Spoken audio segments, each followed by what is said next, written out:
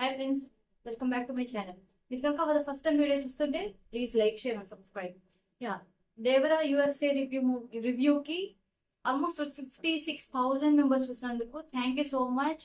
And చాలా మంది subscribe చేసుకున్నారు. సో మీరు ఇలాగే సబ్స్క్రైబ్ చేసుకుని నేను మంచి మంచి కంటెంట్ ఇవ్వడానికి ట్రై చేస్తాను.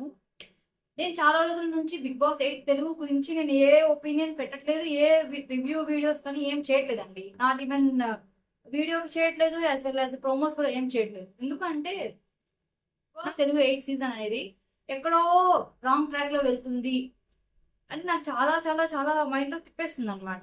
యాక్చువల్లీ నేను ఈవెన్ హిందీ బిగ్ బాస్ కానీ తెలుగు బిగ్ బాస్ కానీ ఫ్రమ్ సీజన్ 1 to సీజన్ 7 నేను ఈచ్ అండ్ ఎవ్రీ ఎపిసోడ్ తప్పకుండా చూసాను. ఈవెన్ నేనున్న కంట్రీలో నాకు హాట్స్టార్ ప్రీమియం రాదు, బట్ ఎలాగోలాగా దాన్ని వీకెండ్స్ కనెక్ట్ చేసుకుని ఎలాగోలాగా చూస్తున్నాను నేను. నాకు అంత పిచ్చి బిగ్ బాస్ అంటే. బట్ నాకు ఎందుకో ఈ ఉన్న కంటెస్టెంట్స్ కానీ లేకపోతే వీళ్ళు ఆడించే విధానం కానీ నాకు ఎక్కడో తేడా కొడుతుంది. ఎందుకో ఈ సీజన్ ట్రాక్ తప్పుతుంది అని అనిపిస్తుంది. సో దట్ నేను కొన్ని రివ్యూస్ చూసాను, మళ్ళీ previous season Bigg Boss season 7 కి వెళ్ళి చూసాను. నాకైతే ఒకటి అర్థమైంది, ఈ హౌస్ కి కావాల్సింది ఏంటి. ప్రస్తుతానికి బిగ్ బాస్ సీజన్ 8 హౌస్ లో ఉన్న కంటెస్టెంట్స్ కి కావాల్సింది ఏంటి అనేది నా రివ్యూ ప్రకారంగా చూస్తాను. ఒకవేళ మీకు ఏ పాయింట్ ఆఫ్ టైం లో అయినా నా రివ్యూ కానీ నా అనాలిసిస్ కానీ నచ్చితే మీరు డెఫినెట్లీ లైక్ చేయండి. లైక్ మాత్రం మర్చిపోవద్దు. లైక్ చేస్తే ఒక వీడియో చాలా రీచ్ అవుతుందండి. అది నేను స్వయంగా దేవరా ట్రైలర్ కి దేవరా రివ్యూ కి చూసాను. So thank you so much. Anyhow, Bigg Boss Telugu 8 ఎక్కడ కొడుతుంది అంటే ఈ సీజన్ అంతగా హైప్ రావట్లేదు. ఎక్స్పెక్ట్ చేస్తుంది ఒకటి, వావ్ అనేది రావట్లేదు. ఎక్స్పెషల్లీ నాగార్జున గారు వస్తే, నాగార్జున గారు లాస్ట్ వీక్ కొన్ని క్వశ్చన్స్ అడిగారు ఎవరు అభయ్కి. అలాంటి క్వశ్చన్స్ అడిగినప్పుడు కానీ లేకపోతే నాగార్జున గారు వచ్చినప్పుడు మాత్రమే ఆ హైప్ వస్తుంది, కానీ మిగతా టైంలో అయితే ఆ హైప్ రావట్లేదు. బిగ్ బాస్ హౌస్ కి కావాల్సింది ఒక శివాజీ లాంటి కంటెస్టెంట్. ఎందుకు అంటే ఒక ఇంటికి ఒక పెద్దవాళ్ళు ఎంత అవసరమో మార్గదర్శకం చూపించడానికి, ఒక దారికి డైరెక్షన్ బోర్డ్ ఎంత అవసరమో బిగ్ బాస్ హౌస్ లో ఉన్న కంటెస్టెంట్స్ కి ఇప్పుడు శివాజీ గారి నాయకత్వం ఒకటి కావాలన్నమాట. ఎందుకంటే అక్కడ ఉన్న వాళ్ళు ఓం ఉన్నారు పెద్ద ఆయన, కానీ ఆయన అభయ్ ఉన్నప్పుడు అభయ్ గురించి మంచిగా చెప్పాడు. ఈవెన్ దో అక్కడ రాంగ్ అయితే మిగతా నిఖిల్ టీంలో ఉన్నప్పుడు నిఖిల్ టీం గురించి మంచిగా చెప్తారు తప్ప, అంటే ఏ పుట్టక ఆగోడుగు అంటారు కదా, అలా ఉంది తప్ప ఒక బయాస్డ్ ఫీలింగ్. అక్కడికి వెళ్ళినంత మాత్రాన అంతమంది జనాలు చూస్తున్నారని మన క్యారెక్టర్ ని మనం మార్చుకోవద్దు. ఏది కరెక్టో అది చెప్పాలి, ఏది రాంగో అది చెప్పాలి. అదే పృథ్వీ గారు అభయ్కి నువ్వు చేస్తుంది రాంగ్ అని చెప్తే అతను డెఫినెట్లీ నేనేం రాంగ్ చేస్తున్నానని ఆలోచించుకునేవాడేమో, లేదు నేను బిగ్ బాస్ అలా అనకూడదని ఆలోచించుకునేవాడేమో. ఇక్కడ శివాజీ గారే ఎందుకు కావాలి అని చెప్పడానికి కొన్ని రీజన్ చెప్తాను.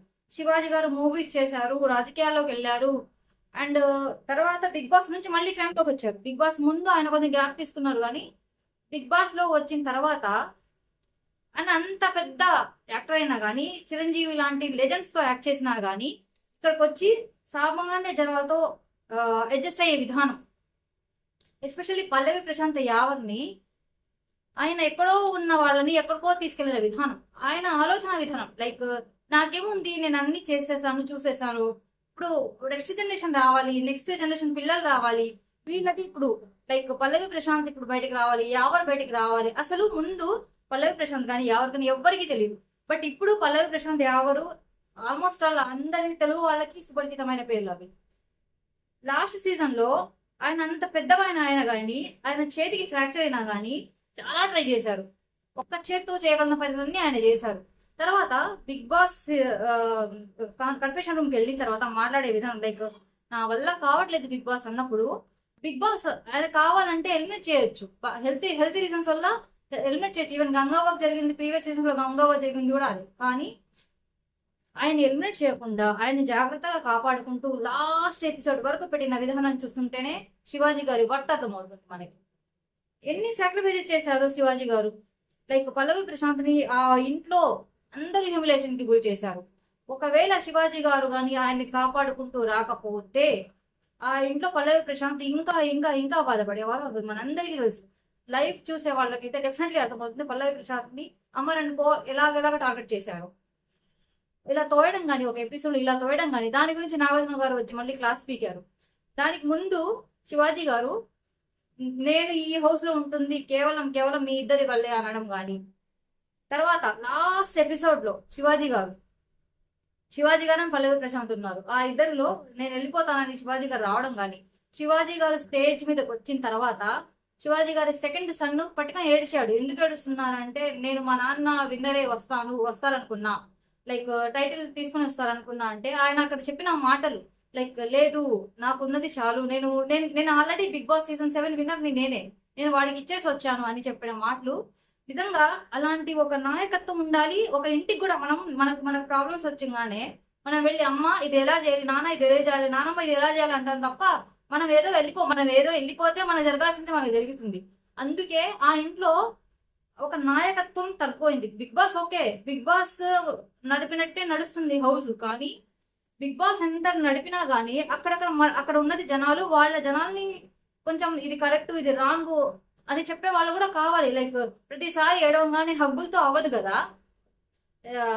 అసలు ఆ హౌస్ లో అయితే నాకు తెలిసి మిస్ అవుతుంది ఒక పెద్దరికంగా ఇది రైట్ ఇది రాంగ్ అని చెప్పే విధానం కానీ అవన్నీ మిస్ అవుతున్నాయని నా స్ట్రాంగ్ ఫీలింగ్.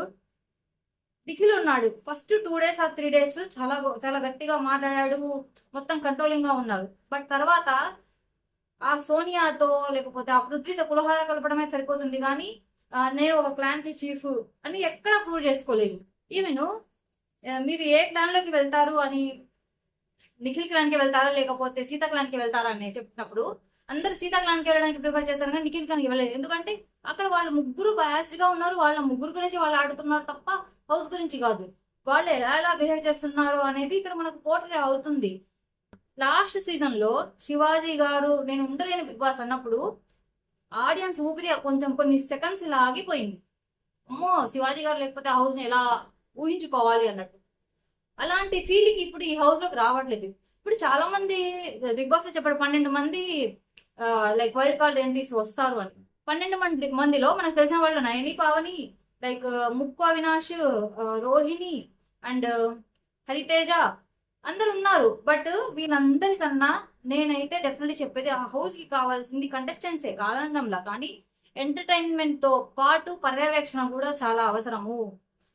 కొన్ని మూవీస్ లో స్క్రీన్ ప్లే దర్శకత్వ పర్యవేక్షణ అని రాస్తారు. ఆ పర్యవేక్షణ లేకపోతే, ఒక సుపీరియారిటీ లేకపోతే, ఒక హౌస్ ఒక ఇల్లు ఒక ఊరు ఒక దేశం ఒక అండర్ వన్స్ సుపీరియారిటీ కింద లేకపోతే అవి బాగుపడవు.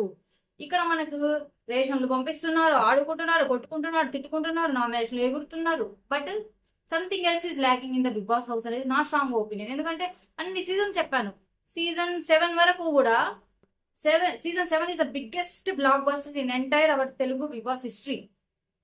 ఎందుకు అది అంత అంత బ్లాక్ బస్టర్ ఎందుకని? శివాజీ గారి గురించి. శివాజీ గారు లేకపోతే అది కూడా ఒక అట్టర్ ఫ్లాప్ సీజన్ అయ్యేది తప్ప అంత టీఆర్పీస్ అంత వచ్చేవి కాదు. ఒకవేళ నా అనాలిసిస్ మీకు నచ్చితే, డెఫినెట్లీ నచ్చుతుందని అనుకుంటున్నా, ఎవరైనా శివాజీ గారి ఫ్యాన్ ఫాలోయింగ్ ఇక్కడ ఉంటే please like share and subscribe చేయండి.